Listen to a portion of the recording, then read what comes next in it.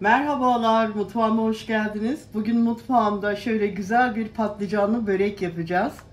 Böreğimizin iç malzemesi 3 adet kemer patlıcanım var.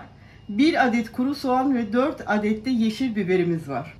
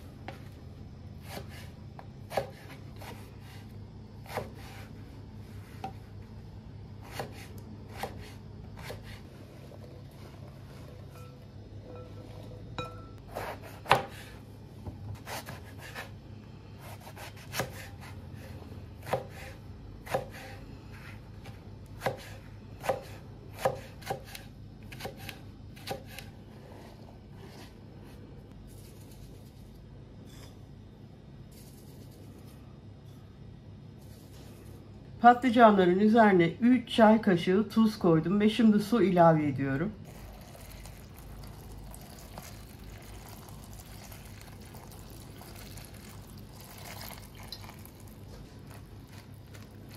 Patlıcanın acısı çıkması için yaptık bu işlemi.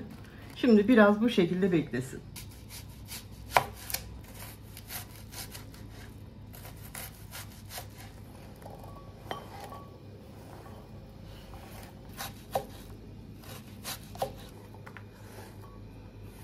Biberlerin içinin çekirdeğini çıkardım. Şimdi bunları da doğrayacağım.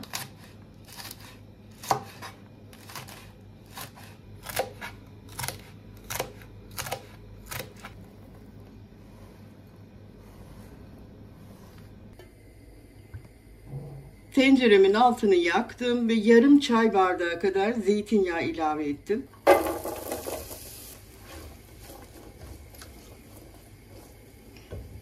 Şimdi soğanımız birazcık böyle sararmaya başladığında biberlerimi ilave edeceğim.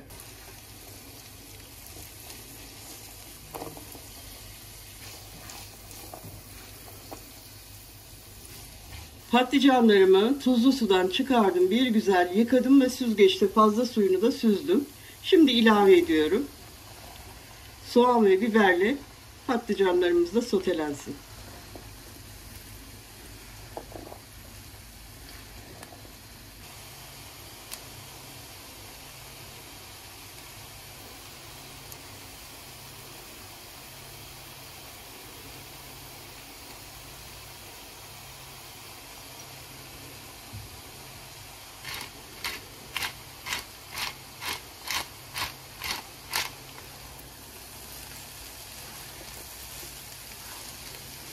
Biraz tuz, biraz karabiber ve kırmızı toz biber ilave ettim.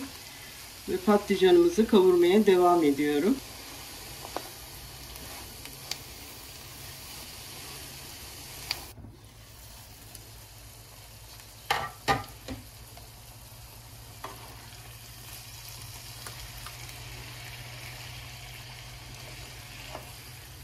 Evet, patlıcanımız pişti. Şöyle küçük küçük doğradığım maydanozlarımı ilave ediyorum.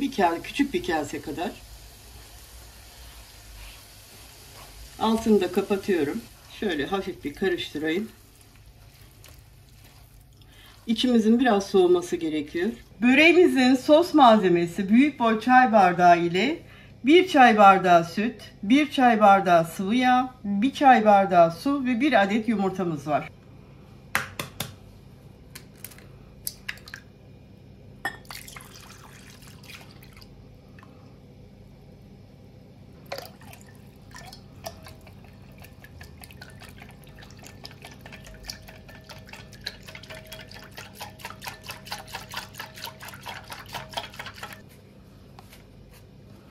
Üç adet yufkam var.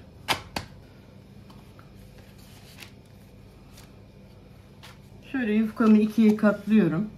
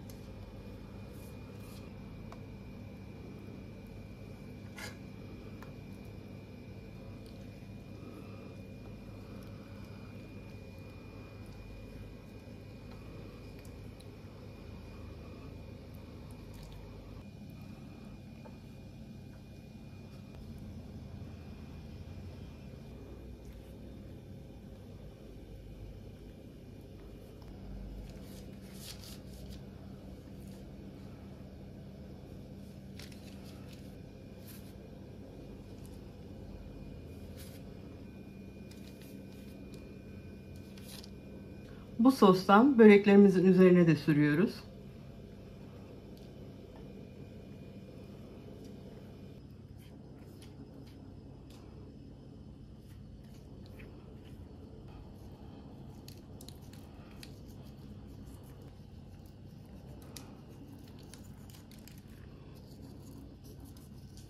Patlıcanlı böreklerimiz hazır. Fırını da 190 dereceye ısıttım ve fırına gönderiyorum.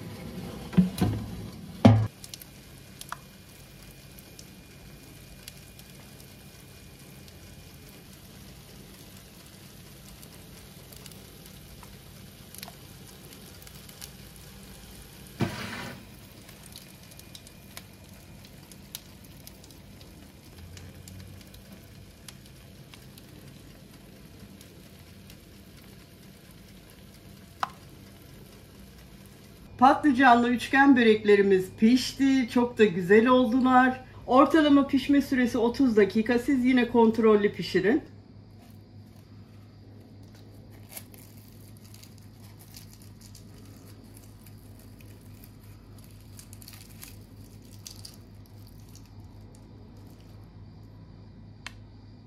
Evet, bugün de tarifimin sonuna gelmiş olduk. Bir dahaki tarifte buluşmak üzere diyorum. Hoşça kalın.